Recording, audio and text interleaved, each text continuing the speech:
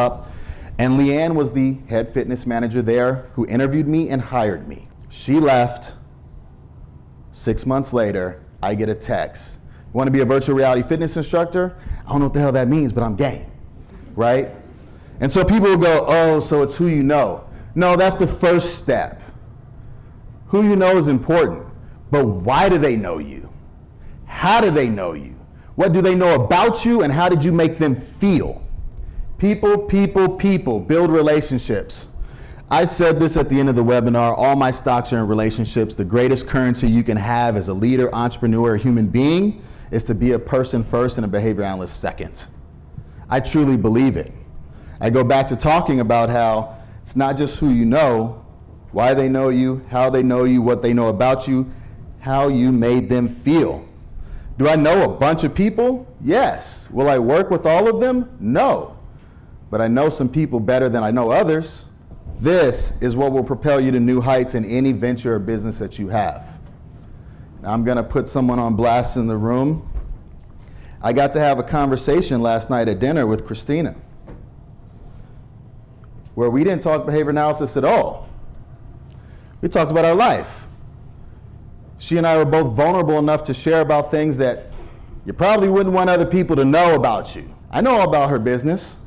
I know about all the stuff that amazing things she's doing in ABA, but I know her. She knows me. So now, when she starts the podcast she's going to start, putting you on blast, she can feel comfortable reaching out because she knows I'm going to help her put that thing together with the knowledge that I have. And if there's something else that pops up that maybe, I come into her mind, she's going to feel comfortable enough to call me. Not because we had dinner in passing, but because we talked about real life stuff. A relationship was formed. And even if nothing comes out of that in terms of business, I get to see her and give her a hug at a conference. Ain't that worth something? Those are the folks that are going to take your business, whatever you do, to the next level. You got someone in your workforce who wants to, let's say it's an autism agency and they want to write a book or climb Mount Everest. Why aren't you asking them about that in passing at the water cooler?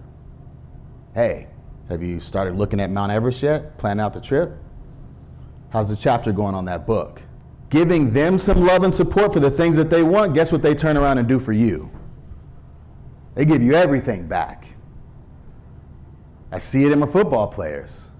I love and support you. That's why they'll run through a brick wall for me. I'll never forget this one young man. Actually, I'm going to give you two stories on this. Jack Wilson. It's my first year coaching at the second school. New defense, new coach, looks kind of scary, walking around with tattoos. He always keeps his stimulus control. I had glasses on at all times.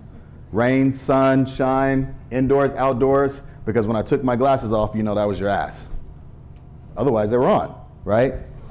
Big game, title game. He gets burnt for a touchdown. First thing he does is look to me at the sideline. Head down, put your head up. You got this. Take an inside jab step. Put that inside hand up. He's gonna run outside, drop it to the hip. You're good. 2 quarters later, he makes the winning interception. What does that kid do as he comes running over for his first league title as a senior? Gives me a hug, someone he's only known for 4 or 5 months, and goes, "Thank you for trusting me, coach, for not taking me out." 14-1. Now, why is that number odd? Because we had so many kids not want to come out and play for me that at one point I was down to only 12 guys on the field, my 12th being my kicker, and I looked to him like, "You ready to go in?" He's like, "Coach, I ain't going in there."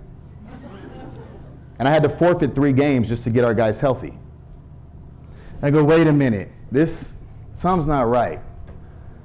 My study was published. Behavior analysis works in so many avenues. Why am I not doing this in this moment?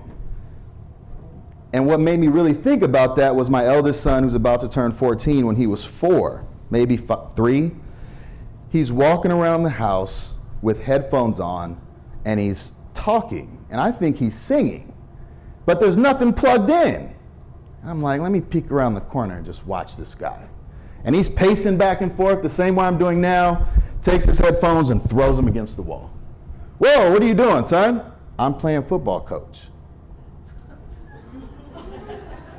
Game changer. All right, I need to switch this up. Complete 180. Started using ABA technologies within our football program. Something as simple as, here's an Excel spreadsheet with every player's name and every day of the week on it. I'm gonna code for myself what kind of feedback I've given them, praise, whatever it is, not so that everyone has an equal ratio, because guess what? That's not how sports work. But to make sure that everyone gets contact with me. Because the star is gonna be the star.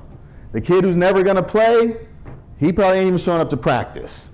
It's that kid in the middle who will never get the shine, but without him, we don't go anywhere. We don't do a thing. Complete 180. Here's something else for you guys. If you are searching to start to do something on your own, find the other side of your coin. Find that person who's gonna hold you accountable and who does what you don't do.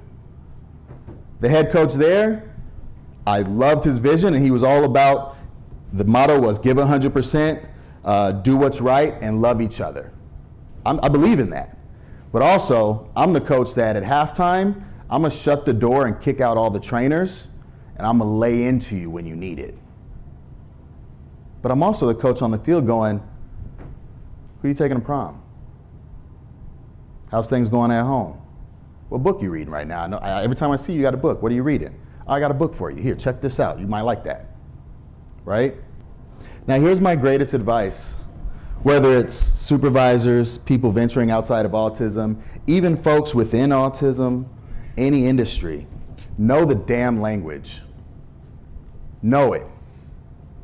I'm a BCBAD with a PhD and Master's in Applied Behavior Analysis. If any one of you walked into my coaching office and went, hey, I can make your team so great, I can help shape up all the behaviors you need, I'm telling you, I got this. I'll go, okay, here's an Expo marker. Draw 3-5 cover 0 defense against a pistol offense set. If you can't do that, you can't work with me. Why do you want to teach someone else their language before knowing theirs? Why? We ask these families and so many people to go, you gotta understand what this is and what this is and know this terminology. But yet have we ever stopped and just been like, where are you from? What's your name? What are you guys into? What's the family life like? That's the biggest advice I give for anybody. Know who you're talking to and how to talk to them. You have to. Because if you just spit jargon at them, eventually they're going to walk away.